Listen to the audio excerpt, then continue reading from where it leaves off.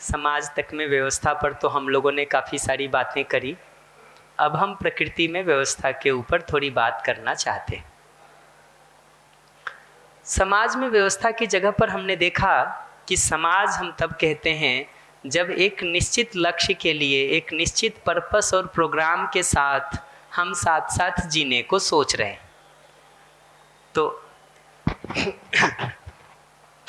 तो वो जगह दिखाई देती है समाज की। आगे हम ये देखना चाहते हैं कि ऐसा जो हम समाज के रूप में जीना चाहते हैं उसका प्रोविज़न नेचर में है भी कि नहीं है। जो डिज़ाइन है नेचर का और एग्जिस्टेंस का, क्या वो डिज़ाइन उसको सपोर्ट करने वाला है कि नहीं है, उसको हम देखना चाहते हैं।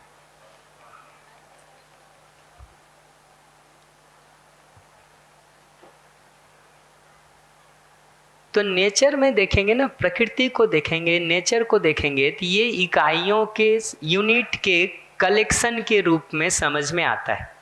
एक एक के रूप में एक एक यूनिट है। जैसे ये प्रोजेक्टर एक यूनिट है, ठीक है, ये रिमोट एक यूनिट है, मानव के रूप में हम एक यूनिट हैं, धरती एक यूनिट है, सूरज एक यूनिट है। धरती के अंदर भी देखने जाएंगे तो एक एक पेड़ पौधे एक एक यूनिट हैं, मानव एक यूनिट है, घर एक यूनिट है, पंखा एक यूनिट है। एक एक के रूप में एक एक इकाई दिखता है। धरती, मिट्टी, पेड़ पौधा, गाय, कुत्ता, आदमी, कुर्सी, टेबल, ऐसी बहुत सारी चीज़ें दिखाई देती हैं। प्रश्न बनता है कि नेचर में इतनी सारे यूनिट्स को देखने जाएं तो अनंत दिखाई देती हैं, गिनना असंभव सा लगता है। इतने सारे को अध्ययन करने जाएं तो कैसे करें? उसका एक सिंपल तरीका समझ में आता है, क्लासिफिकेशन, वर्गीकरण, कि उनको किसी बेसिस पर क्लासिफाई करके अलग अलग कैटेगरीज में हम बांट सकें तो उस सर्टेन कैटेगरीज का अध्ययन हो सकता है। एक एक के रूप में अगर ढूंढने जाएं तो कहां कहां तक किसका करेंगे, ये पकड़ में आता। तो इसको क्लासिफिकेशन की दृष्टि से इसको 4 ऑर्डर्स में बांटने का काम किया है। पहले को पदार्थ अवस्था कह रहे हैं, मिट्टी, हवा, पानी के रूप में। दूसरे को प्राण अवस्था कह रहे हैं, पेड़ पौधों के रूप में। तीसरे को जीव अवस्था कह रहे हैं, पशु पक्षी के रूप में। और चौथे में मानव को पहचान रहे हैं। ये चारों कैटेगरी अलग अलग नेचर में दिखाई देती है। ये कैटेगरी किस बेसिस पर बनाया है? पदार्थ अवस्था और प्राण अवस्था में कुछ अंतर है, इसलिए। तो पदार्थ अवस्था के अंदर जो सारी चीज़ें रखी हैं, मिट्टी, हवा, पानी, इसमें कुछ कॉमन है, इसलिए उसको एक कैटेगरी में रख दिया है। पेड़ पौधों में कुछ कॉमन है, इसलिए उसको एक कैटेगरी में रख दिया है। पशु पक्षियों में कुछ कॉमन है, इसलिए उसको एक कैटेगरी में रखा है।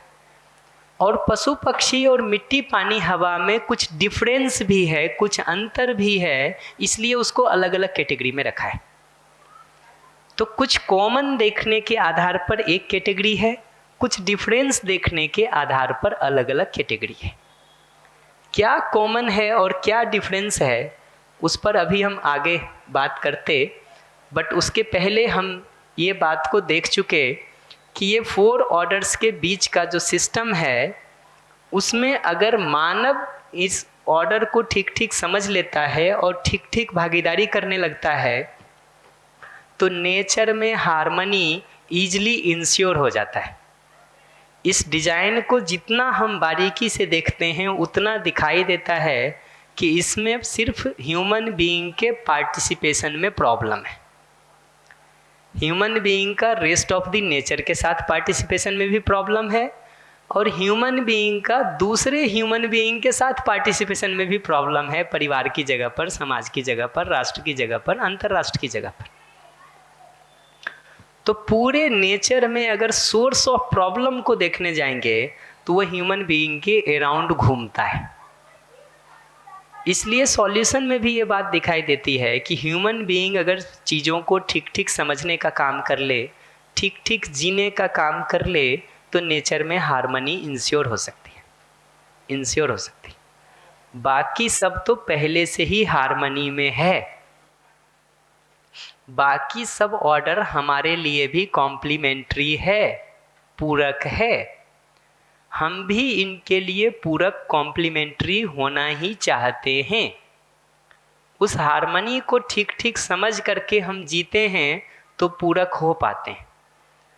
उसको बिना समझे जब हम जीने जाते हैं तो चाह करके भी हम कॉम्प्लीमेंट्री नहीं हो पाते हैं। ठीक उसी तरह जैसे हम परिवार में संबंध पूर्वक जीना तो चाहते हैं, लेकिन सभी चाहना होने के बावजूद भी कुछ न कुछ चूक हमसे और अगले से होती ही रहती।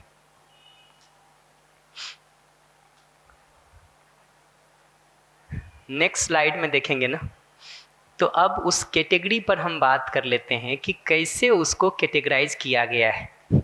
और हिंदी वर्ड से परेशान मत होइएगा, जिनको भी हिंदी की प्रॉब्लम है हम एक एक वर्ड को एक्सप्लेन कर देंगे हिंदी और इंग्लिश में, नो नीड टू वरी। ये कई सारे इसमें टफ हिंदी वर्ड्स हैं जो हिंदी बोलने वालों के लिए भी कठिन है, इसलिए अगर आपको कठिन लगे तो कोई वरी करने की ज़रूरत नहीं है।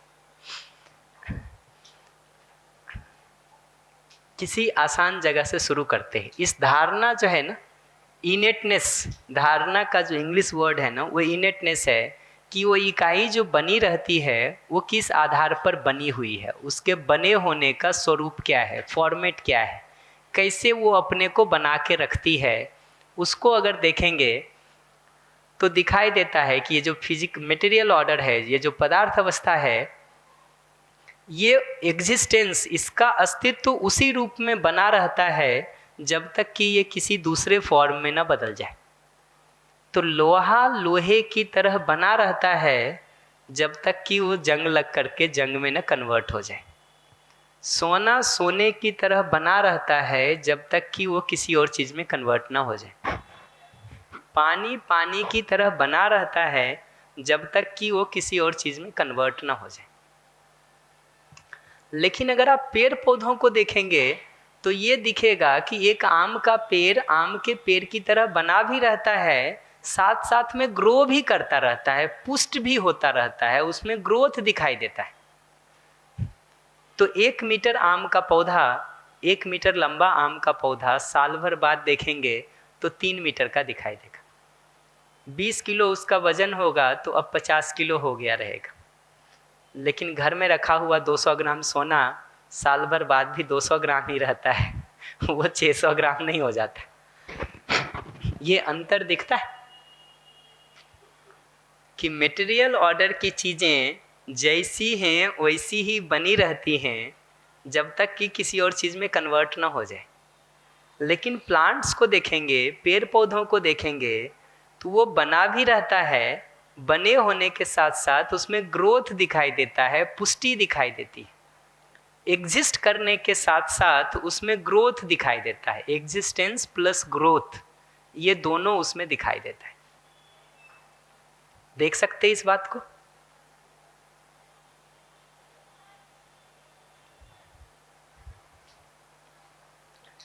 एनिमल्स में जब देखते हैं, जीवावस्था में देखते हैं, गाय, कुत्ता, शेर, गधा, किसी भी प्राणी में देखने जाएं तो उसका इनेटनेस ये दिखाई देता है कि उसके शरीर में भी उसी तरह से एग्जिस्टेंस और ग्रोथ दिखता है। तो एक कुत्ते का शरीर कुत्ते के शरीर की तरह बना रहता है, साथ साथ वो पुष्ट भी होता रहता है, ठीक है, बड़ा होता है। उसके अलावा आप देखिएगा तो जीवावस्था में एनिमल्स में विल टू लिव दिखाई देता है, जीने की आशा दिखाई देती है। तो एक कुत्ते को अगर आप रोटी देते हैं तो आपकी तरफ आता है, डंडा मारते हैं तो आपसे दूर भागता है। तो जब आप रोटी देते हैं तो उसके जीने की आशा जो है, वो जो विल टू लिव, वो जो जीना चाहता है वो पूरा होता है। और जब आप डंडा मारते हैं तो उस जीने की आशा में बाधा पहुंचती है, उस विल टू लिव में प्रॉब्लम होता है तो वो दूर भागता है। तो एनिमल्स में ये चीज़ दिखाई देता है कि एग्जिस्टेंस और ग्रोथ तो उसके बॉडी में वैसा ही दिखता है जैसा प्लांट्स में दिखाई देता है। जैसे एक प्लांट्स पैदा होता है, बड़ा होता है, बूढ़ा होता है, मर जाता है, ऐसे ही एनिमल बॉडी में भी दिखाई देता है कि वो पैदा होता है, बड़ा होता है, बूढ़ा होता है, उम्र के बाद समाप्त हो जाता है। उसके सेल्फ में देखिएगा तो विल टू लिव दिखाई देता है, जीने की आशा दिखाई देती है, जिसको दूसरी भाषा में कहें तो अपने बॉडी को, अपने शरीर को बनाए और बचाए रखने की टेंडेंसी दिखाई देती है। सभी एनिमल्स में अपने बॉडी को, अपने शरीर को बनाए और बचाए रखने की टेंडेंसी दिखाई देती है। मानव में जब देखने जाते हैं, ह्यूमन बीइंग में, तो ये दिखता है कि यहाँ भी एग्जिस्टेंस और ग्रोथ उसके बॉडी में वैसे ही दिखता है जैसे एक प्लांट्स में है। लेकिन ह्यूमन बीइंग के सेल्फ में देखिएगा तो निरंतर सुखपूर्वक जीने की आशा दिखाई देती है, will to live with continuous happiness दिखाई देता है। तो पशुओं के सेल्फ में और ह्यूमन बीइंग के सेल्फ में ये अंतर दिखता है कि पशु के लिए शरीर बना रह जाए, बचा रह जाए, जिंदा रह जाए, उतना ही पर्याप्त दिखता है। लेकिन आदमी के लिए देखिएगा तो सिर्फ शरीर को बनाए बचाए रखना प्रधान मुद्दा नहीं है, बल्कि संबंध में एक दूसरे के साथ विश्वास, सम्मान, स्नेह जैसे भावों से जीना और चीज़ों को जानना, समझना, ये भी मूलभूत मुद्दा दिखाई देता है। तो अगर पशुओं को आपको एक हॉल में इस तरह से इकट्ठा होना हो ना, तो पहले बीच में घास रखनी पड़ेगी कि नहीं। गाय को अगर एक जगह इकट्ठा करना हो तो पहले बीच में घास रखनी पड़ेगी, तब वो आएंगे। आदमी घास के कारण ही नहीं बैठता है। चीज़ें अगर उसको ठीक ठीक समझ में आती हैं तो वो उसके लिए भी अपना समय, पैसा, ऊर्जा सब इन्वेस्ट करता है। तो इसमें तो उल्टा दिखता है कि कई बार जिस सुविधा, जिस इंतज़ाम में आप यहाँ रह रहे हैं, जो लोग भी रेसिडेंशियल 30-40 लोग यहाँ रह रहे, जिस सुविधा और इंतज़ाम में रह रहे, इससे बेहतर सुविधाएं उनको घर में उपलब्ध होंगी। उस बेहतर सुविधा उपलब्ध होने के बावजूद अगर यहाँ आके रह रहे हैं तो इसका मतलब सुविधा से अधिक भी कुछ है जो आदमी की ज़रूरत है। तो जहाँ भी आदमी को सही समझने की, सही जीने की, सही भाव से जीने की प्रेरणा मिलती है, वो आदमी का एक इंस्पिरेशन होता है। और आप अपनी ज़िंदगी में ये बात को भी देख सकते हैं कि जब कभी आपको सेशन के दौरान भी कोई बात समझ में आती है तो वो आपकी खुशी का, आपकी प्रसन्नता का कारण बनती है। ठीक है। तो पशुओं की जगह से देखेंगे तब तो शरीर को बनाए बचाए रखने में जो सहयोग मिलता है, प्रधानता से प्राइमरली वही कारण बनता है उनके किसी के पास आने का या दूर जाने का। बट आदमी के लिए देखेंगे तो समझने के लिए भी आदमी एफर्ट करता हुआ दिखाई देता है। तो आदमी का जो कंटिन्यूटी ऑफ हैप्पीनेस को इंश्योर करना है, ये सिर्फ शरीर को बनाए बचाए रखने भर से नहीं चलता है। उसके लिए कहीं ना कहीं सही समझ की भी आवश्यकता दिखाई देती है, ज्ञान की आवश्यकता दिखाई देती है। इसीलिए मनुष्य को यहाँ ज्ञान अवस्था के रूप में पहचाना कि नॉलेज इसका बेसिक रिक्वायरमेंट है। ये नॉलेज की नीड, नॉलेज की रिक्वायरमेंट बाकी ऑर्डर्स में नहीं दिखाई देता है। तो बिल्ली के बच्चे को देखिएगा तो वो बिल्ली के आचरण के साथ हजारों साल से जी रहा है। गाय का बच्चा गाय की तरह हो जाता और हजारों साल से गाय जैसा जीते आ रहे हैं। लेकिन आदमी को देखेंगे तो नॉलेज ऑर्डर होने के कारण नॉलेज में जैसे जैसे चेंज होता जाता है, उसके जीने में बदलाव दिखाई देता जाता है। तो समझ की जगह अगर मान्यताएं इकट्ठे होने लगी हैं तो एक तरह से आदमी जिएगा।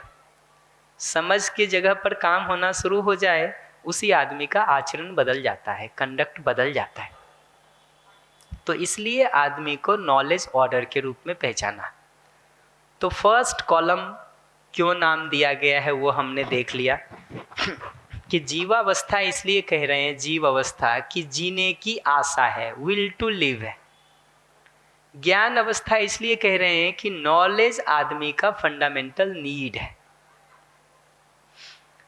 ये प्राण अवस्था को देखेंगे, प्लांट्स को देखेंगे तो ये दिखाई देता है कि उसमें ग्रोथ दिखता है, ग्रोथ दिखता है।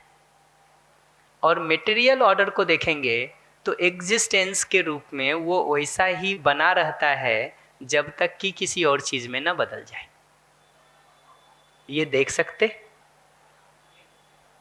इतने पर कोई भी प्रश्न हो तो मैं एक बार रुक जाता हूं, बाकी कॉलम्स पर एक एक करके हम आएंगे। आ रही है? बढ़िया।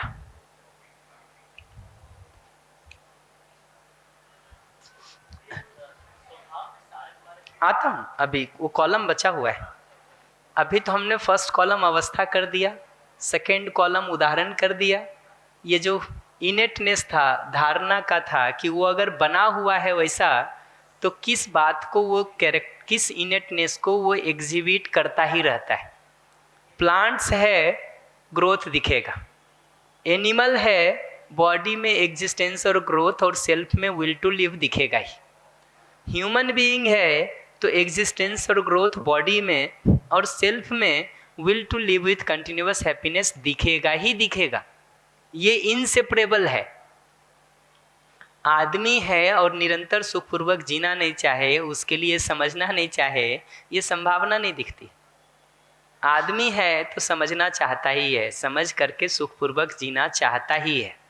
इतना ही है कि जहाँ उसको समझने की संभावना दिखती है वहाँ समय और प्रयास लगाता है।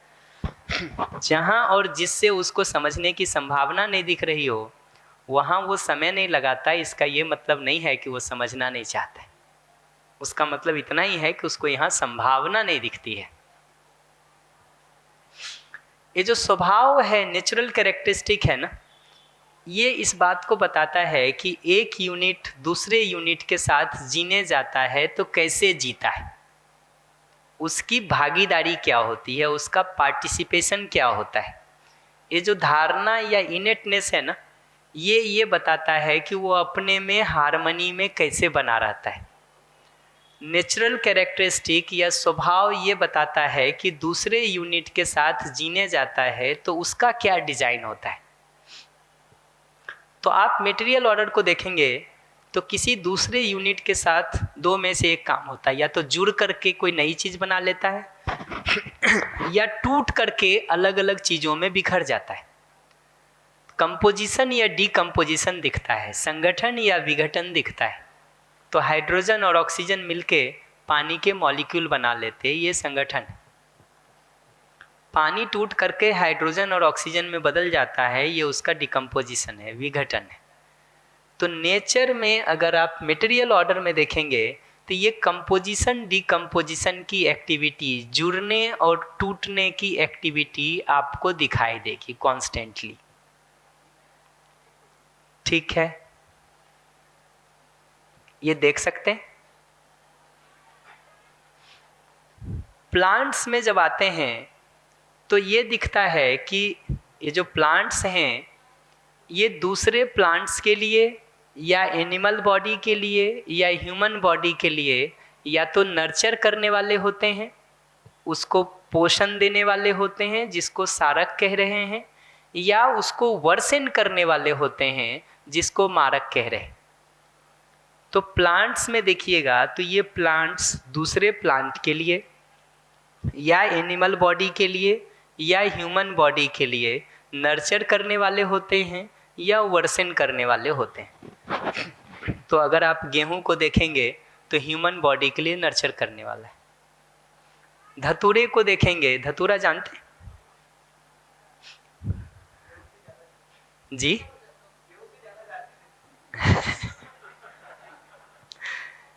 तो गेहूं दिखता है नर्चर करने वाला है।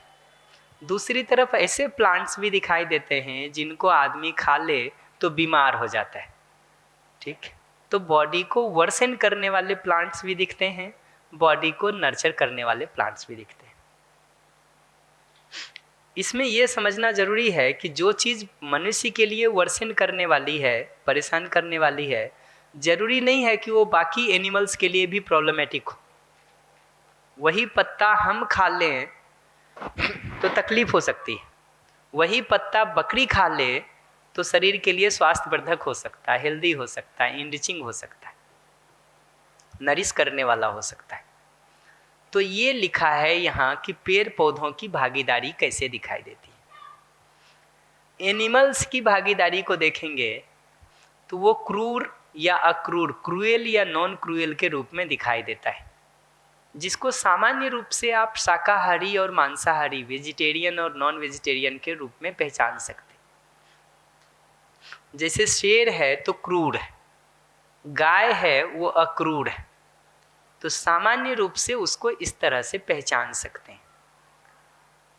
ये उसकी भागीदारी दिखती है। आदमी की भागीदारी को देखेंगे तो समझ पूर्वक आदमी, धीरता का मतलब है खुद धैर्य पूर्वक ठीक से जीना, खुद धैर्य पूर्वक ठीक से जीना। वीरता का, धीरता समझ में आया किसको कह रहे हैं? खुद धैर्य पूर्वक ठीक से व्यवस्थित होकर के हार्मनी में जीना। वीरता का मतलब है यहाँ दूसरों को भी हार्मनी में जीने के लिए प्रेरित करना, सहयोग करना। यहाँ वीरता का मतलब दूसरे को गर्दन उतार लेना नहीं है। हम जैसा धैर्य पूर्वक ठीक से जी रहे हैं, वीरता का मतलब है दूसरों को भी वैसा जीने के लिए इंस्पायर कर पाना, प्रेरित कर पाना। और उदारता का मतलब है इस जीने के क्रम में आवश्यकता अनुसार अपना समय, अपना प्रयास, अपना सुविधा, अपना धन, अपना मन, अपना तन लगा पाना। उसी को आगे बढ़ाएंगे तो दया, कृपा, करुणा इन सब रूपों में दिखाई देता, जिसका कुल मतलब है दूसरे को भी बेहतर होने में अपनी भागीदारी कर पाना, अपना सहयोग कर पाना। इतना ही इसमें समझने की जरूरत है कि ये दया, कृपा, करुणा ये सब के साथ जब हम जीते हैं ना, ऐसा जीना ही हमको तृप्ति देता है।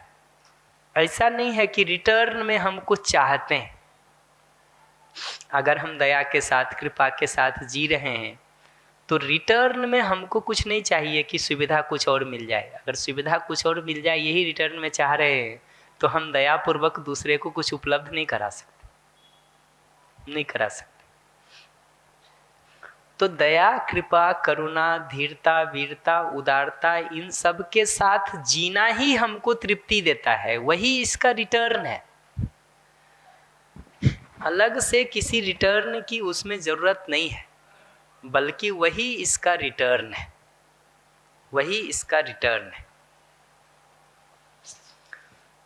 ये कॉलम हो गया। इस लास्ट कॉलम को भी मैं कर देता हूं। अनुसंगीयता का मतलब है इनहेरिटेंस, कन्फॉर्मेंस। ये जनरेशन आफ्टर जनरेशन अपने आचरण को, अपने कैरेक्टर को कैसे बना के रखते हैं। जनरेशन आफ्टर जनरेशन ये अपने आचरण को, अपने कंडक्ट को, अपनी परंपरा को, अपने ट्रेडिशन को कैसे बना के रखते हैं। तो पेड़ पौधों के लिए देखेंगे तो बीज के आधार पर उनका आचरण निश्चित होता है। ये बात देख सकते, एक पौधा मरता भी है, अपने जैसे अनेक बीजों को छोड़ जाता है। वो बीज फिर से उसी तरह के पौधे बना देते हैं। वो एक पौधा तो नहीं बचा रहता है, लेकिन बीज विधि से वही पौधा, वही आचरण बना रह जाता है। पशु पक्षियों में वो चीज वंश के आधार पर दिखाई देता है। जिस वंश में पैदा होता है उसकी प्रवृत्ति उसमें आ जाती है, उसी प्रवृत्ति को, उसी टेंडेंसी को एग्जिबिट करता हुआ, जीता हुआ वो दिखाई देता है। तो वंश के आधार पर उसका आचरण दिखाई देता है। पदार्थ अवस्था को देखेंगे तो परिणाम का मतलब है उसका कॉन्स्टिट्यूशन, उसका बनावट, उसकी संरचना। तो जिन एटम मॉलिक्यूल से वो बना हुआ है उसका कॉन्स्टिट्यूशन जब तक वैसा बना रहता है तब तक उसका आचरण वही रहता है। तो लोहे के अणु परमाणुओं का जो कॉन्स्टिट्यूशन है, जो उसकी बनावट है, जो उसकी संरचना है, वो जब तक वैसी बनी रहेगी तब तक वो लोहा ही रहेगा और लोहे की तरह ही आचरण करेगा। अगर आप उसको किसी दूसरी चीज़ में बदलना चाहते हैं तो आपको उसके कॉन्स्टिट्यूशन में बदलाव करने की ज़रूरत पड़ेगी। उसकी संरचना, उसकी बनावट में बदलाव किए बिना वो एक से दूसरे में कन्वर्ट नहीं हो सकता है। आदमी को देखेंगे कि उसका आचरण किस बात पर निर्भर करता है, तो कैसी शिक्षा संस्कार उसको मिल रहा है, इस पर उसका आचरण निर्भर करता है।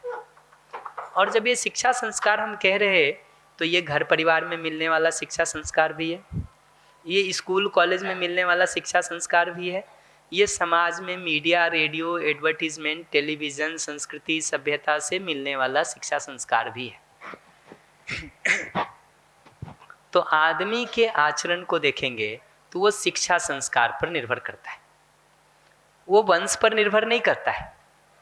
इसीलिए इंजीनियर के वंश में पैदा होने वाला बच्चा भी मूर्ख हो सकता, नॉन इंजीनियर हो सकता, एंड वाइस वर्सा।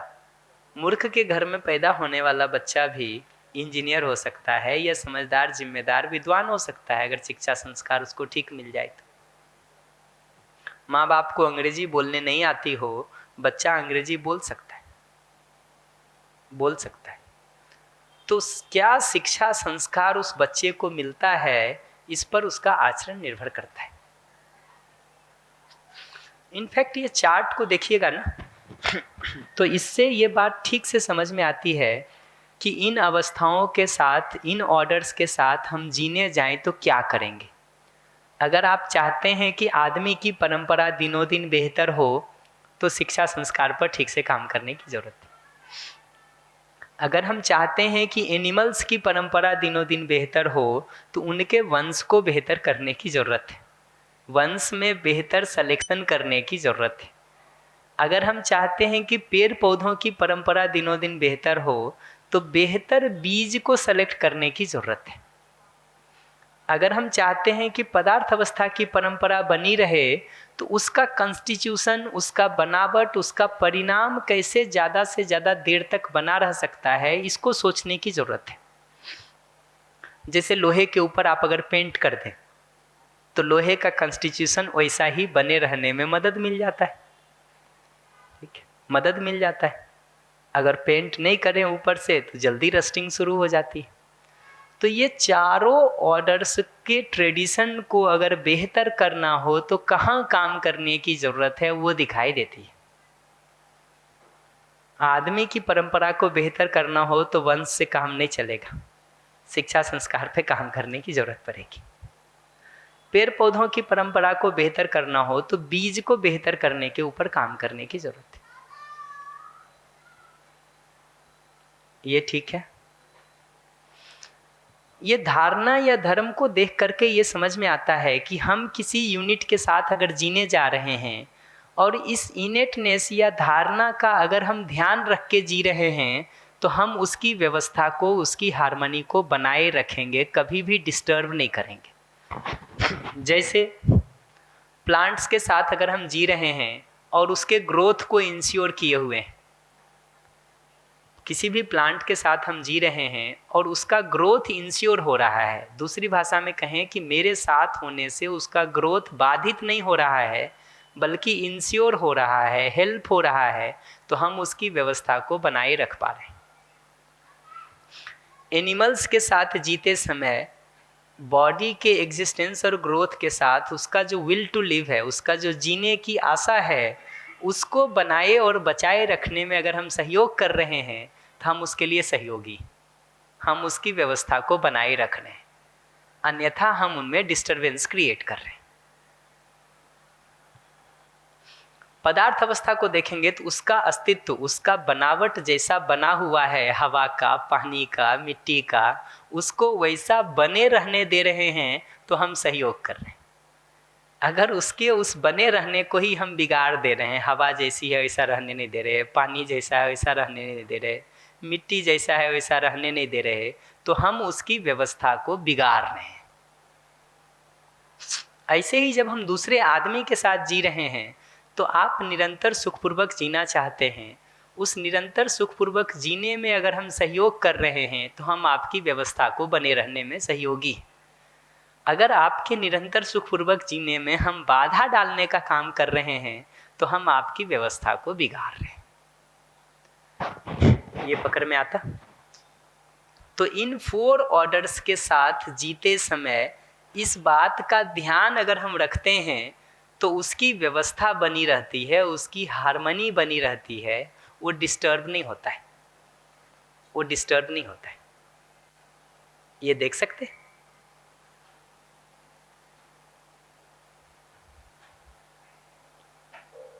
तो अपने जीने का होमवर्क क्या बनता है? एकदम सिंपल होमवर्क बनता है कि जिस ऑर्डर के साथ हम जी रहे हैं हम ये देखें कि हमारे जीने का डिज़ाइन उसके इस इनेटनेस को बनाए रखने में सहयोगी है कि डिस्टर्ब कर रहा है। एकदम सिंपल इंडिकेटर है हमारे जीने का कि हम जिस ऑर्डर के साथ भी जी रहे हैं उसके इनेटनेस को बनाए रखने में हम सहयोगी हैं कि हम बाधा डाल रहे हैं। और जहाँ जहाँ हमसे बाधा हो रही है वहाँ वहाँ हमको अपने जीने के डिज़ाइन को रिविजिट करने की ज़रूरत है, समीक्षित करने की ज़रूरत है, चेंज करने की ज़रूरत है। ये दिखता है?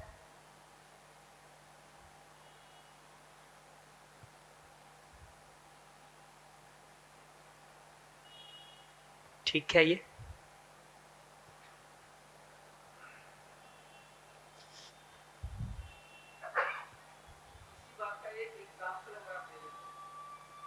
उसी का एग्जाम्पल दे रहा हूँ कि पेड़ पौधे के साथ अगर हम जी रहे हैं और उसके ग्रोथ को अगर हम बनाए और बचाए रख रहे हैं तो हम उसके लिए सहयोगी हैं। उसके ग्रोथ में बाधा पहुंचा के उसको काट दें तो उसके लिए समस्या है।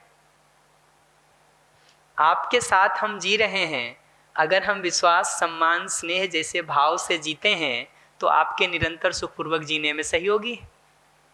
अगर उसी की जगह हम अपमान, क्रोध, विरोध, घृणा, द्वेष और नफरत से जीते हैं तो हम आपके निरंतर सुखपूर्वक जीने में बाधा है, बाधा है।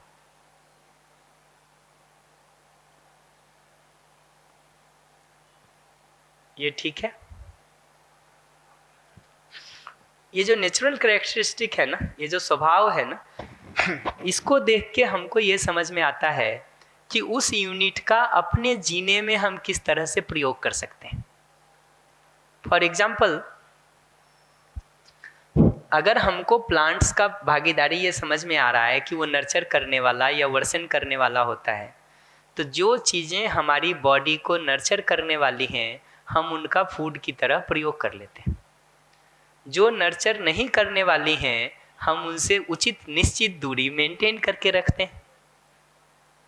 जो हमको नर्चर करने वाली हैं हम उनको यूज़ कर लेते हैं अपने जीने के लिए।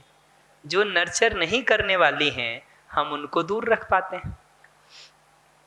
एनिमल्स में जो अक्रूर हैं, नॉन क्रूएल हैं, उनको हम पाल सकते हैं, पालतू बना सकते हैं, अपने जीने के अलग अलग जगहों पर प्रयोग कर सकते हैं। ठीक है? जो क्रूर हैं उनमें बहुत थोड़े के साथ हम जीने के काम को कर पाते, ज़्यादातर के लिए फिर फॉरेस्ट है जहाँ आराम से रहें वो सुकून से। आदमी के साथ जब जीने जाते हैं तो ये दिखता है कि इसी तरह का पार्टिसिपेशन एक आदमी दूसरे आदमी के साथ करे तो व्यवस्थित होकर के जीना होता है, अन्यथा नहीं होता। और प्लांट पदार्थ अवस्था में हमको ये समझ में आ गया कि कंपोजिशन डिकम्पोजिशन होता रहता है, तो अपने लिए जो अनुकूल कंपोजिशन है वो क्रिएट करने का काम हम कर लेते हैं और वो डिकम्पोज ना हो, अधिक से अधिक समय तक बना रह सके, उसके लिए हम एफर्ट करते हैं। बट सारे एफर्ट के बावजूद हमको पता है कि घर अगर बनाए हैं सारे संगठन को करके तो एक दिन वो डिकम्पोज होना ही है। तो जिस दिन डिकम्पोज होता है उस दिन हम सर नहीं पीटते, हमको पता ही होता है कि ये इतने दिनों में डिकम्पोज हो ही जाएगा, क्योंकि ये उसका नेचर है। कंपोजिशन डिकम्पोजिशन उसका नेचर है। तो हम कंपोजिशन क्रिएट करते हैं अपना प्रयोग करने के लिए, एक समय तक प्रयोग भी कर लेते हैं और हमको पता ही है कि एक समय के बाद ये डिकम्पोज होने वाला है, तो we are mentally prepared for that, ready for that. शरीर का भी यही हाल है, इसीलिए ऊपर वाला जो स्वभाव है वो नीचे वाले में रहता ही है। अब समय हो तो फिर और बातें की जा सकती हैं एक के बाद एक, कि ऊपर वाला जो स्वभाव है वो नीचे वाले में है ही। जैसे यहाँ लिखा है ना, यहाँ अस्तित्व है तो यहाँ अस्तित्व प्लस पुष्टि है, ऐसा नीचे तक गया हुआ है। तो वो चीज़ दिखता है।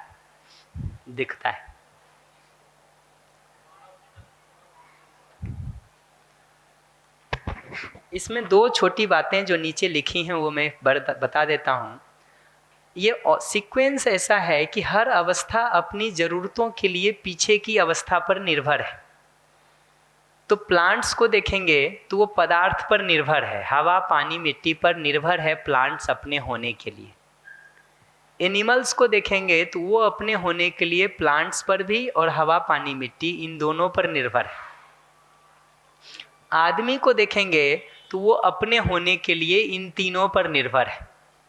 ये बात दिखती है? उल्टा नहीं है, हवा पानी मिट्टी अपने होने के लिए पेड़ पौधे पर निर्भर नहीं है, पेड़ पौधे अपने होने के लिए पशु पक्षी पर निर्भर नहीं है, ये तीनों अपने होने के लिए आदमी पर निर्भर नहीं है। इसका मतलब अगर नेचर में कोई भी केओस होता है तो सबसे पहले कौन खत्म होगा?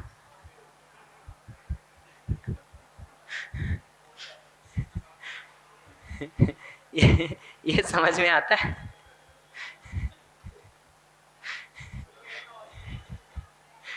जी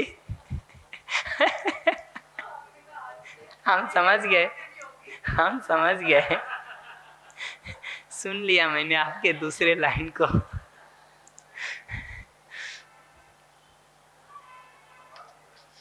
तो ह्यूमन बीइंग होगा, अब ठीक हो गया, मानव होगा, ठीक है। दूसरी बात ये समझने की है कि नेचर में आवश्यकता की पूर्ति हो सकती है कि नहीं, उसको अगर देखेंगे तो नेचर में पदार्थ अवस्था सबसे ज़्यादा है, ठीक है। जो सबकी आवश्यकता की पूर्ति का बेसिक आधार है वो सबसे ज़्यादा है। प्राण अवस्था उससे कम है, प्लांट्स उससे कम है, इसलिए प्लांट्स की सारी ज़रूरतें उससे पूरी हो जाती हैं। ये मेटेरियल ऑर्डर और प्लांट्स मिला करके एनिमल से बहुत ज़्यादा है, इसलिए एनिमल्स की भी सारी ज़रूरतें पूरा होने का प्रावधान दिखता है। तो एनिमल्स में आप देखिएगा ना तो पूरा रेंज दिखता है, छोटे से छोटे जानवर के भी सुविधा का इंतजाम हो जाता है, पेट भर जाता है, बड़ा से बड़ा हाथी का भी पेट भर जाता है। आदमी में समझ के अभाव में ये प्रॉब्लम होती है कि एक हाथी और आदमी की तुलना करें ना तो हाथी क्विंटल भर खाता है, प्रोडक्शन के नाम पर एक पेड़ नहीं लगा सकता। कुछ जो गोबर कर देता है, लीद कर देता है, वो जरूर पेड़ पौधों के लिए उपयोगी हैं, बट वो न पौधा लगा सकता न खाद पानी दे सकता, उसको अस्तित्व में अभाव नहीं है। हाथी को अभाव नहीं है, चींटी को अभाव नहीं है, आदमी को अभाव है, वो भी उस आदमी को जो लाखों पेड़ लगा सकता है। ऐसे ऐसे लोग उपलब्ध हैं जो लाखों पेड़ भी लगा दिए। तो ये दिखना जरूरी है कि समझ के अभाव में, समझ नहीं होने के कारण अपनी आवश्यकता को नहीं पहचानने से आदमी को अभाव लगता है। अन्यथा आदमी की जरूरत जहाँ से आनी है, पदार्थ अवस्था, प्राण अवस्था और जीव अवस्था, वो इस आदमी की तुलना में बहुत अधिक है। जहाँ से आदमी की जरूरत पूरी होनी है वो बहुत अधिक है आदमी की तुलना में। तो समझ पूर्वक अगर आदमी देखता है ना तो उसकी ज़रूरतें पूरी हो सकती हैं, ये संभावना उसको दिखती है। अब मैं रोक लेता हूँ, एक प्रश्न वहाँ है, एक इनका है, सुन लेते फिर आगे चलेंगे। हाँ जी भैया, मुझे ये पूछना था कि जो हमारा स्वभाव है ना, ये धीरता वीरता उदारता, तो ये नेचुरली है ना स्वभाव हमारा या नहीं? सॉरी ये जो स्वभाव लिखा है नीचे, धीरता वीरता उदारता, ये नेचुरली है जी, गॉड गिफ्ट है जी, समझ के साथ नेचुरल है।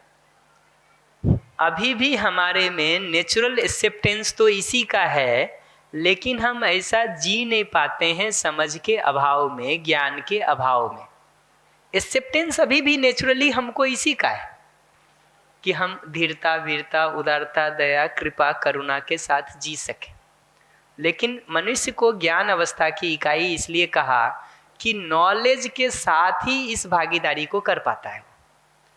नॉलेज के बिना उस भागीदारी को नहीं कर पाता है, नहीं कर पाता है। लिंक क्वेश्चन है, इसी में लिंक है कि जैसे अभी दीदी ने पूछा कि धीरता, वीरता, उदारता, दया, कृपा, करुणा नॉलेज के साथ है तभी है, अन्यथा जो ये स्वभाव प्राण अवस्था के और जीव अवस्था के ये भी पाए जाते हैं आदमी में। तो आदमी में फिर जो दिखता है ना, उसके लिए बड़े अच्छे शब्द हैं, हमने लिखा नहीं, दीनता है, हीनता है, क्रूरता है, ये सब दिखाई देता है। नहीं लिखा है। दीनता का मतलब है भीख मांगना, हमारी जरूरत हम खुद पूरी नहीं कर सकते तो दूसरों से मांगना, ये दीनता है। हीनता का मतलब है बिना मांगे छल कपट करके अगले से ले लेना, कभी अगले को पता चले, कभी अगले को पता भी नहीं चले। ऐसे तरीकों को अप्लाई करके दूसरे के पॉकेट से निकाल लेना, ये हीनता है।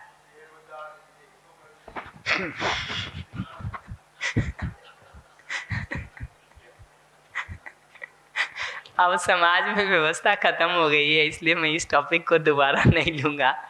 अब ये आप लोग विचार करते रहें कि कौन दीनता है, कौन हीनता है। और क्रूरता का मतलब होता है बलपूर्वक दूसरे से छीन लेना। ये तीनों तरह की टेंडेंसी एक नासमझ आदमी में दिखाई देती है। दीनता दिखती है भीख मांगना, हीनता दिखता है छल कपट करके दूसरे से ले लेना, क्रूरता दिखता है बलपूर्वक दूसरे से ले लेना।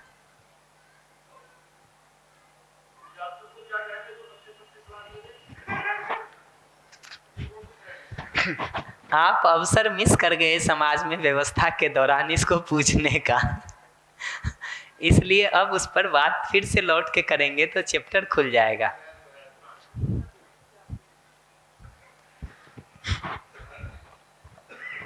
अभी के लिए तो मैं एक ही लाइन इस सब पे कहूंगा। जी जी, प्रकृति की व्यवस्था आपने बताई है, ये 3 घटक है, तो मानव तो इन तीनों का इस्तेमाल कर रहा है, तीनों पे ही निर्भर है जी, और इन बाकी में से मानव पे कोई निर्भर नहीं है, वो सब इंडिपेंडेंट है। तो सभी जगह दखल मानव ही दे रहा है। तो मेरा ये मानना था कि इस प्रकृति को भी कोई संभालने वाला है या मानव ही है जो कुछ है यहाँ पे। जैसे मेरा मतलब कहने का मतलब आत्मा या परमात्मा, परमात्मा और दूसरा क्या कहते हैं, हाँ भगवान और परमात्मा, वो भी 2 चीज़ें हैं, अलग अलग हैं। एक तो उनमें मैं डिफरेंशिएशन चाहता था कि भगवान और परमात्मा में क्या फ़र्क है, और दूसरा मैं ये चाहता था कि इस प्रकृति को भी कोई कंट्रोल करने वाला है। अगर ऐसा हो तो फिर इस मानव को वो कंट्रोल कर सकता है, हम उससे रिक्वेस्ट कर सकते हैं। जी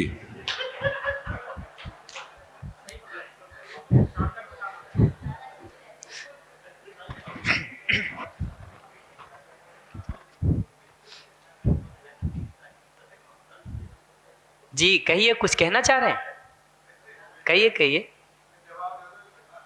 हाँ नहीं, जवाब देता हूँ ना। ये कह रहे हैं कि इसका जवाब नहीं देंगे श्याम जी। मैं कहा देंगे, आप बैठो थोड़ी देर। इतने पर कोई प्रश्न तो नहीं, हम स्लाइड चेंज करेंगे, आगे बढ़ेंगे, फिर आते हैं उस प्रश्न पर। हाँ माइक यहीं पे है आपका। कौन? सिर्फ एक ही प्रश्न है कि ये जो प्रकृति के 3-4 अवस्थाएं, ये आपस में बदलती भी तो रहती हैं, कुछ साइकिल में चलती हैं, ऐसा लगता है। हमेशा अपने स्वभाव में नहीं रहती, बदलता भी रहता है। वो वाली एस्पेक्ट आपने टच नहीं किया है। अब जितना समय है उसमें जितनी बातें की जा सकती हैं उतना ही मैं कर रहा हूँ। इसका साइकिल देखेंगे ना तो सिंपल दिखता है कि पदार्थ अवस्था और प्राण अवस्था के बीच एक साइकिल है कि वही हवा पानी मिट्टी पेड़ पौधे में कन्वर्ट हो जाता है। एक बीज हवा पानी मिट्टी का प्रयोग करके ही तो ग्रो करता है, और जब वापस पौधा मरता है तो इन्हीं हवा पानी मिट्टी में कन्वर्ट हो जाता है। ये उसके बीच का एक साइकिल दिखता है। एनिमल बॉडी को भी देखेंगे तो वो इसी साइकिल का हिस्सा है कि इसी हवा, पानी, मिट्टी, पेड़ पौधे से वो अपना ग्रोथ लेता है, ठीक है, और मर करके उसी हवा, पानी, मिट्टी में मिल जाता है। ह्यूमन बॉडी को भी देखेंगे तो इसी साइकिल का एक हिस्सा है। वो हवा, पानी, मिट्टी, पेड़ पौधे इन सब से ग्रो करता है, वापस मृत्यु के बाद उसी हवा, पानी, मिट्टी में मिल जाता है। तो साइकिल इस तरह का है, human body, animal body, plants और ये पदार्थ अवस्था या मटेरियल ऑर्डर, इसके बीच का ये साइकिल दिखाई देता है। ठीक है, साइकिल इतना है। ठीक है, इसमें से ये जो सेल्फ वाली जगह है सिर्फ, जिसमें विल टू लिव दिखाई देता है, अगर उसके एक्टिविटीज़ की कंटिन्यूटी को हम देख पाते हैं, उसकी क्रियाओं की कंटिन्यूटी को देख पाते हैं, ठीक है, उसके रिस्पॉन्स के तरीके को हम बॉडी से भिन्न देख पाते हैं, उसकी एक्टिविटीज़ को बॉडी से भिन्न देख पाते हैं, उसके फुलफिलमेंट के तरीके को उससे भिन्न देख पाते हैं, तो वहाँ पर ये दिखता है कि इस साइकिल में जाने की पॉसिबिलिटी नहीं है। बट इस सेशन में जितना समय है और जितने प्रश्न हैं, उतने के साथ में उसको आगे नहीं खींच रहा हूँ।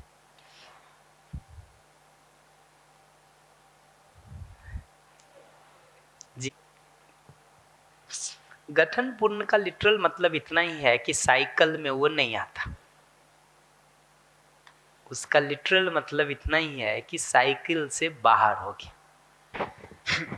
कॉन्स्टिट्यूशन अगर उसका बदल सकता है तो साइकिल का पार्ट है। इनफैक्ट इस साइकिल को ध्यान से देखेंगे तो ऐसा ही नहीं है कि पदार्थ अवस्था और प्राण अवस्था के बीच साइकिल है। पदार्थ अवस्था का अपना भी एक साइकिल है। पदार्थ अवस्था के अंदर ही एक चीज दूसरी चीज में बदलती रहती है, दूसरी चीज पहली चीज में बदलता रहता है, वो साइकिल भी है। उनके और प्लांट्स के बीच का भी साइकिल है। फिर ह्यूमन बॉडी, एनिमल बॉडी तक का साइकिल है। सेल्फ एक ऐसी चीज है जिसका जितना हम स्टडी करते हैं कि उसकी एक्टिविटीज़ बॉडी से अलग हैं, उसकी नीड बॉडी से अलग है, उसका फुलफिलमेंट बॉडी से अलग है, उसका रिस्पॉन्स बॉडी से अलग है, उतना वो बात दिखाई देता है कि वहाँ पर कंटिन्यूटी की पॉसिबिलिटी है।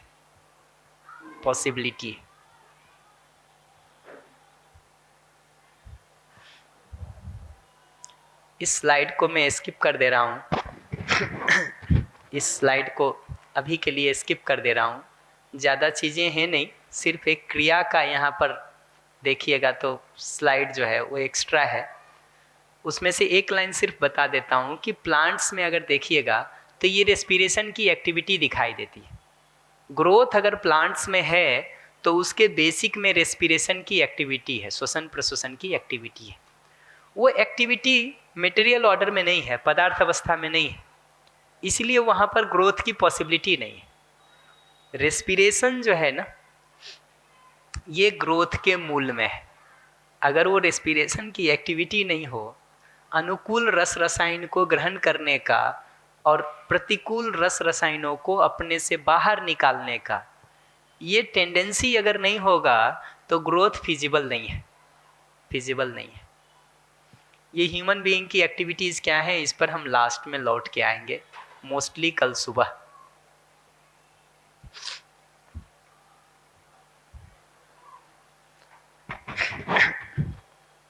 अगले 10 मिनट में मैं एग्जिस्टेंस के बारे में कुछ बातों को कर देता हूँ। प्रश्न जो भी होगा बहुत इमीडिएट तो अभी डील कर लेंगे, अन्यथा कल सुबह हम बात करेंगे। पूरे एग्जिस्टेंस को अगर देखने जाते हैं तो एक तो यूनिट्स दिखते हैं, इकाइयाँ दिखती हैं। स्लाइड आपके पास है ही पहले से। तो एक तो यूनिट्स दिखता है, नेचर के रूप में एक एक इकाइयाँ दिखती हैं। इन इकाइयों के साथ साथ अगर देखेंगे तो स्पेस दिखाई देता है। जैसे इस कमरे में भी देखें तो एक एक आदमी के रूप में हम लोग एक एक इकाई हैं।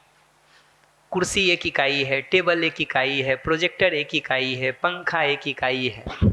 ऐसी अनेक इकाइयाँ इसमें दिखाई देती हैं। इवन हवा है तो हवा भी एक इकाई है।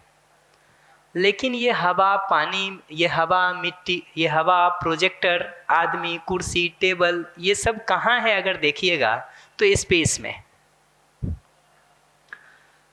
ये दिखता है।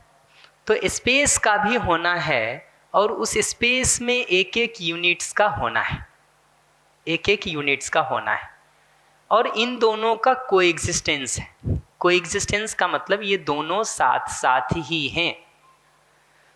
तो यूनिट्स और स्पेस में ये दिखाई देता है कि अगर आपकी कुर्सी पे हमको बैठना हो ना, तो पहले आपको कुर्सी से हटने की ज़रूरत है। तो यूनिट में ये चीज़ दिखाई देता है कि जहाँ हमको होना है वहाँ दूसरे को हटने की ज़रूरत है। पर स्पेस में ये बात नहीं दिखती है। हमको जहाँ होना है वहाँ स्पेस पहले से ही है और हमारे होने के बाद भी स्पेस वहीं बना हुआ है जो हमको स्पेस दे रहा है रहने के लिए। अगर हम वहाँ से हट के दूसरी जगह आ जाते तो भी वहाँ स्पेस यथावत बना रहता है, और जिस जगह पे मैं आया हूँ इस स्पेस को हटने की ज़रूरत नहीं है, बल्कि ये स्पेस एज इट इज़ वहाँ बना रहता है। तो इस रूप में स्पेस और यूनिट का कोएग्जिस्टेंस है, ये दोनों साथ साथ बने हुए रहते हैं। ये इनसेपरेबल हैं, इनको कभी भी एक दूसरे से अलग नहीं किया जा सकता है। यूनिट्स को उठा करके हम कहीं भी ले जाके रख दें, वो रहेगा तो स्पेस में ही ना, कहाँ जाएगा, कहाँ जाएगा। तो ये दिखता है कि स्पेस और यूनिट का कोएग्जिस्टेंस है। उसी स्पेस और यूनिट के कंपैरिजन के लिए ये दो बातें लिखी हुई हैं कि यूनिट को जब भी देखेंगे तो उसका साइज लिमिटेड दिखाई देता है। तो कुर्सी है, उसका लिमिटेड साइज है। मेरे हाथ में पॉइंटर है, इसका एक लिमिटेड साइज है। सूरज है, उसका एक लिमिटेड साइज है। धरती है, उसका एक लिमिटेड साइज है। चंद्रमा है, उसका लिमिटेड साइज है। पेड़ पौधे हैं, उसका लिमिटेड साइज है। पशु पक्षी हैं, उसका लिमिटेड साइज है। उसका साइज लिमिटेड दिखाई देता है। जबकि स्पेस को देखने जाते हैं तो उसकी कोई बाउंड्री नहीं दिखाई देती है, उसकी सीमा नहीं दिखाई देती है, वो ऑल परवेडिंग दिखाई देता है। हम अपनी कल्पना में भी जितना फैला करके देखते हैं, स्पेस हमको ऑल परवेडिंग इंटिटी के रूप में, ऑल परवेडिंग इंटिटी के रूप में समझ में आता है। एक ऐसी वास्तविकता के रूप में समझ में आता है जो सब जगह व्याप्त है, ऑल परवेडिंग है। दूसरा अंतर इसमें यह दिखता है कि यूनिट अगर कहीं भी है तो उसमें कोई ना कोई एक्टिविटी है, एक्टिविटी है, कोई ना कोई, सॉरी, बिल्कुल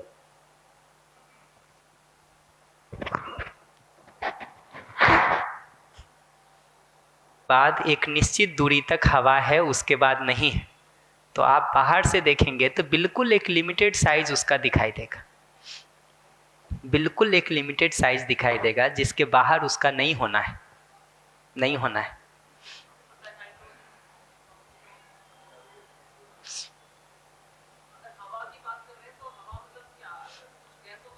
जी जी जी। दूसरी अंतर ये दिखाई देता है कि नेचर है तो कोई ना कोई एक्टिविटी उसमें दिखाई देती है, कोई ना कोई क्रिया उसमें दिखाई देती है। एक पूरे मटेरियल ऑर्डर को देखिए, जिस छोटे एटम से भी बना हुआ है उस एटम में कितनी सारी एक्टिविटी चल रही होती है। ये जो प्लांट्स जिन सेल से बना हुआ है उन सेल्स में कितनी सारी एक्टिविटी चल रही होती है। एनिमल बॉडी में कितनी सारी एक्टिविटी चल रही है। आप अपने ह्यूमन बॉडी को ऑब्जर्व करने जाएं, सेंसेशन के रूप में 20 एक्टिविटी आपको अलग अलग जगह होती हुई दिखाई देगी। आप अपने सेल्फ में भी देखेंगे तो डिज़ायर की, थॉट की, एक्सपेक्टेशन की कोई ना कोई एक्टिविटी चलती हुई दिखाई देगी। तो यूनिट जहाँ कहीं भी होता है एक्टिव दिखाई देता है, उसमें कोई ना कोई क्रिया दिखाई देती है। बड़ी से बड़ी धरती को भी देखेंगे तो क्रिया दिखाई देती है, सूरज को भी देखेंगे तो क्रिया दिखाई देती है, एक्टिविटी दिखाई देती है, कोई ना कोई गति, कोई ना कोई तरंग, कोई ना कोई दबाव, कोई ना कोई हलचल, ये हमको उसमें दिखाई देता है। स्पेस को जब देखने जाते हैं तो स्पेस में कोई एक्टिविटी समझ में नहीं आती है, नहीं दिखाई देता है। यूनिट जब कभी भी होता है तब तो एक्टिविटी दिखती है, स्पेस को देखते हैं तो कोई एक्टिविटी नहीं दिखाई देती। इनफैक्ट कोई एक्टिविटी नहीं होने के कारण ही उसमें किसी चेंज की, किसी बदलाव की पॉसिबिलिटी नहीं है। बदलाव होने के लिए, चेंज होने के लिए एक्टिविटी होना जरूरी है। तो यूनिट्स में चूंकि एक्टिविटी है इसलिए उसमें चेंज होता रहता है, ट्रांसफॉर्मेशन होता रहता है, बदलाव होता रहता है। स्पेस चूंकि स्वयं में कोई एक्टिविटी नहीं है इसलिए उसमें बदलाव की संभावना ही नहीं दिखाई देती। ये जो बीच में एक वर्ड है संपृक्त, उसका इंग्लिश वर्ड है सबमर्ज्ड, सबमर्ज्ड। इस सबमर्ज्ड का जैसे सामान्य उदाहरण लेंगे तो एक बॉल अगर डूबा हुआ है किसी वो में तो उसको सबमर्ज्ड कहते हैं। तो अगर यूनिट की हालत देखेंगे कि कैसा है तो एक ऐसा ऑल परवेडिंग स्पेस सब ओर फैला हुआ है जिसमें एक एक यूनिट जो है सबमर्ज्ड है। ऐसा ऑल परवेडिंग स्पेस हमारे सभी ओर फैला हुआ है, जितने साइड आप सोच सकते ऊपर नीचे मिला के, और उसमें एक एक यूनिट का होना है। ये सबमर्ज्ड रहते हुए एक एक यूनिट में आप देखिएगा कि क्या है, तो इकाई ऊर्जा संपन्न दिखाई देती है, इनर्जाइज्ड दिखाई देती है, एक्टिव दिखाई देती है। इनर्जाइज्ड या एक्टिव होने का मतलब है कि कोई ना कोई क्रिया उसमें दिखती है।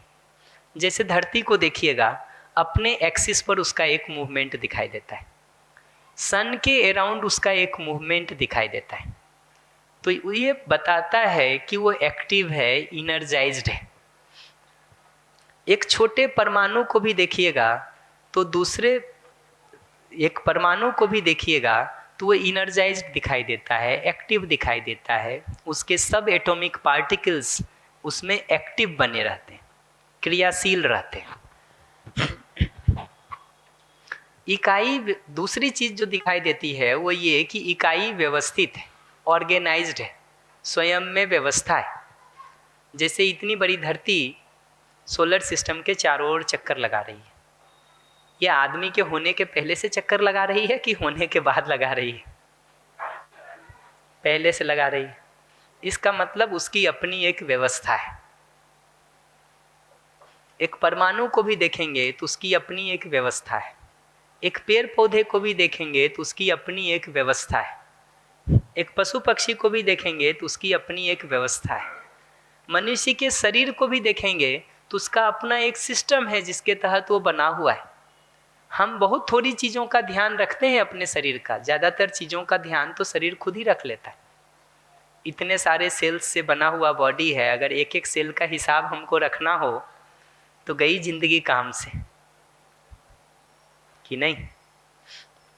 हम लोग बार बार कहते रहते हैं कि घर में 10 चीज़ें हम रखते हैं ना, वही भूल जाते हैं कई बार, 3 दिन बाद याद नहीं आता है कि वो कहाँ रखे थे। अगर शरीर व्यवस्था नहीं होती ना तो इतने अरबों खरबों सेल्स को लेकर के हम आते, 2-4 छूट जाया करता, कोई अग्रसेन भवन में, कोई स्कूल में, कोई कॉलेज में। तो ये दिखना जरूरी है कि शरीर अपने में एक व्यवस्था है, एक हार्मनी है। दूसरी बात ये भी दिखाई देती है कि ये एक एक यूनिट दूसरी यूनिट के साथ अपने रिलेशनशिप को पहचानती है और फुलफिल करती है। इस आधार पे एक बड़ी व्यवस्था बन पाती है। तो 2 एटम, 2 परमाणु एक दूसरे के साथ रिलेशनशिप को पहचान करके फुलफिल करते हैं, तभी मॉलिक्यूल बनता है। 2 या 2 से अधिक मॉलिक्यूल एक दूसरे के साथ रिलेशनशिप को पहचान के फुलफिल करते हैं, तभी मॉलिक्यूलर स्ट्रक्चर बनता है। ये धरती और बाकी जो ग्रह हैं, प्लेनेट हैं, ये सन के साथ अपने रिलेशनशिप को पहचान करके फुलफिल करते हैं, तभी सोलर सिस्टम बना हुआ है। और ये पूरा सोलर सिस्टम एक व्यवस्था में बना हुआ हमको दिखाई देता है। तो ये छोटी छोटी यूनिट एक दूसरे के साथ रिलेशनशिप को पहचान करके फुलफिल करती है तो बड़ा सिस्टम बनता है। तो धरती बाकी प्लेनेट के साथ, सन के साथ रिलेशनशिप को पहचानती है तो सोलर सिस्टम के रूप में एक बड़ा सिस्टम बनता है। शरीर में एक एक कोशिकाएं एक दूसरे के साथ रिलेशनशिप को पहचान के फुलफिल करती हैं तो टिश्यूज बनते हैं, ये टिश्यूज एक दूसरे के साथ रिलेशनशिप को पहचानते हैं, फुलफिल करते हैं, तो ऑर्गन्स बनते हैं। ये ऑर्गन्स एक दूसरे के साथ रिलेशनशिप को पहचानते हैं, फुलफिल करते हैं, तो ह्यूमन बॉडी बनता है कि नहीं। तो ये दिखता है कि ये तीनों चीज़ें व्यापक यानी ऑल परवेडिंग स्पेस, व्यापक शब्द का मतलब है जो सब जगह व्याप्त है, ऑल परवेडिंग है। इस ऑल परवेडिंग एग्जिस्टेंस के, इस ऑल परवेडिंग इंटिटी के को एग्जिस्टेंस में रहते हुए हर यूनिट में ये तीन बातें दिखाई देती हैं। यूनिट का इनर्जाइज्ड होना, यूनिट का सेल्फ ऑर्गेनाइज्ड होना, यूनिट का दूसरी इकाइयों के साथ अपने संबंध को पहचानना और निर्वाह करना। इस दृष्टि से देखेंगे ना तो ये समझ में आता है कि इकाई व्यवस्था है, ठीक, व्यवस्थित है, नियंत्रित है, वो व्यवस्था एग्जिस्टेंस में उपलब्ध है, उपलब्ध है, ठीक।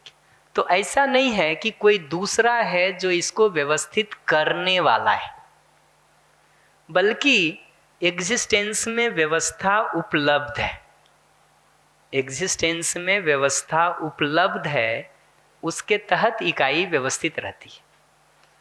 तो अगर उसको दूसरी भाषा में कहेंगे ना तो एग्जिस्टेंस में कुछ निश्चित नियम हैं, नियम के आधार पर इकाई व्यवस्थित रहती है।